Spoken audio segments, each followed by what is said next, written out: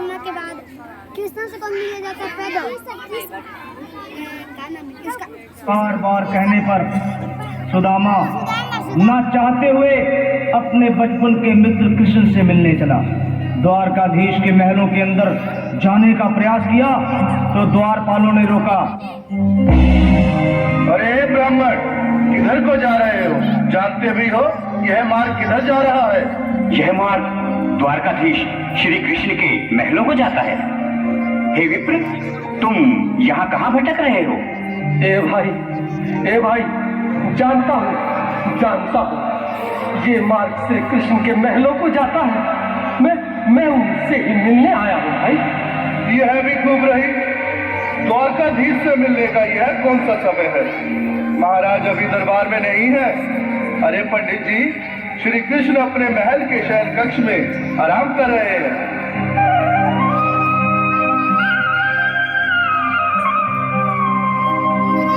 देखो देखो ये गरीबी का हाल, कृष्ण के दर पे विश्वास लेके आया हूँ।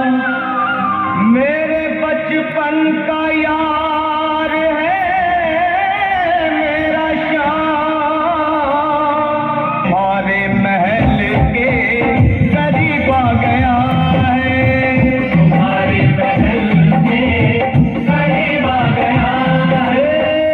अरे द्वारपालो, कन्हैया से कह दो कि दर पे सुदामा करीब आ गया है। दर पे सुदामा करीब आ गया है। भाई द्वारपाल, मुझ पर दया करो भाई। बस तुम जाकर कन्हैया को ये बता दो कि उनका बाल सखा सुदामा मिलने आया है। मेरे इस फटे हाल पर मत जाओ भाई। तुम बस जाकर मेरा संदेश उस कृष्ण को दे दो भाई। क्या हंसी ठट्टा करने को हमें मिले हैं? तुम ठहरे दीन निर्धन फटेहाल ब्राह्मण, तुम्हारे अंग अंग से गरीबी बदहाली झलक रही है। और कहा महाराज श्री कृष्ण। क्षमा करना पंडित जी, हमें अपने प्राणों से हाथ नहीं धोने जो तुम्हारा यह संदेश द्वारकाधीश तक पहुंचाए।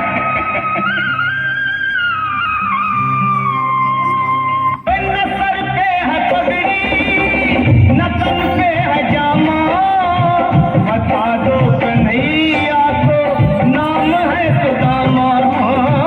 बता दो कन्हैया को नाम है सुदामा। बता दो कन्हैया को नाम है सुदामा। न सर पे है पगड़ी, न तन पे है जामा, बता दो कन्हैया को नाम है सुदामा। हो न सर पे है पगड़ी, न तन पे है जामा, बता दो कन्हैया को नाम है सुदामा। हो बता दो कन्हैया को नाम है सुदामा। एक बार मोहन से जाकर के कह दो, तुम एक बार मोहन से जाकर के कह दो कि मिलने सखावत नसीब आ गया है। मिलने सखावत नसीब आ गया है। अरे द्वारपालो, कन्हैया से कह दो कि दर पे सुदामा करीब आ गया है। दर पे सुदामा करीब आ गया है।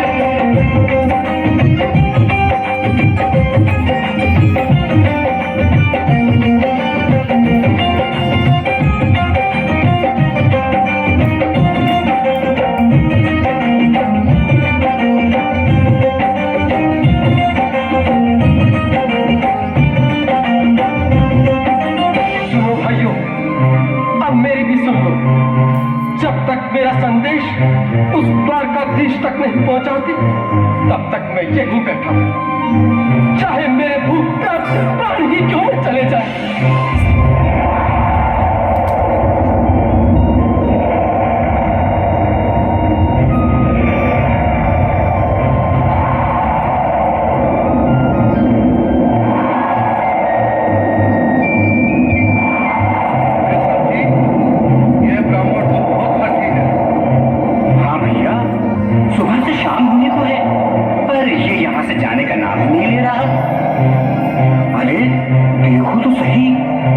ये कैसे कांप रही है? लगता है जैसे प्राण घुटनों पर अटके हैं। भगवान न करे अगर ब्राह्मण ने यही प्राण त्याग दिए तो, और अगर ये सच में द्वारिकाधीश का मित्र हो तो क्या होगा भैया? सही कहते हो। अगर ब्राह्मण हत्या का पाप लग गया तो पीढ़ियां नरक भोगेंगी। अगर महाराज का मित्र हुआ तो मृत्यु दंड का भय है।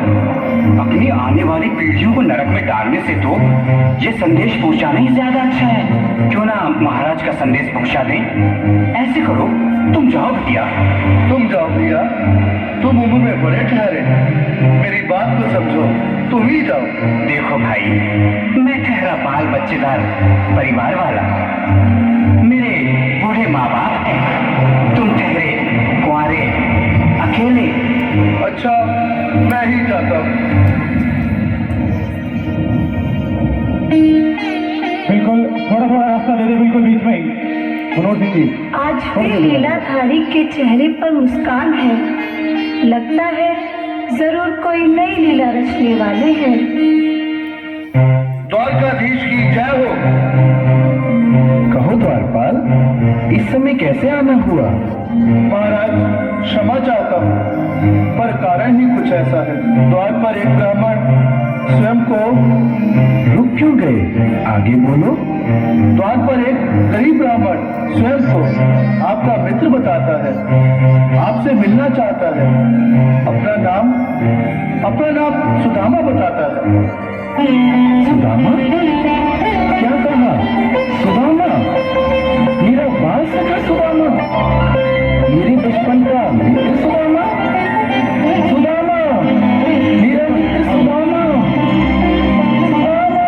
नाथ, नाथ, वस्त्र संभाले, चरण पादुका तो पहन ले। स्वामी, स्वामी, स्वामी, स्वामी, स्वामी। सुनते ही दौड़े चले आए मोहन, लगाया गले से सुदामा में डाले क्योंकि बारिश सफा कर से बता रहे हैं।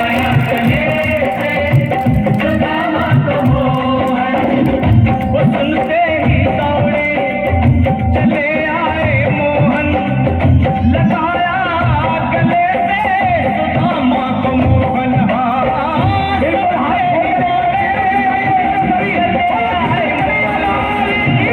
लगाया गले से सुदामा को मोहन, लगाया गले से सुदामा को मोहन।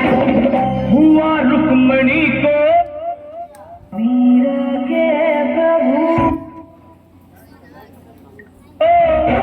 बहुत ही अचंभा हुआ, रुक्मणी को बहुत ही अचंभा। ये मेहमान कैसा अजीब आ गया।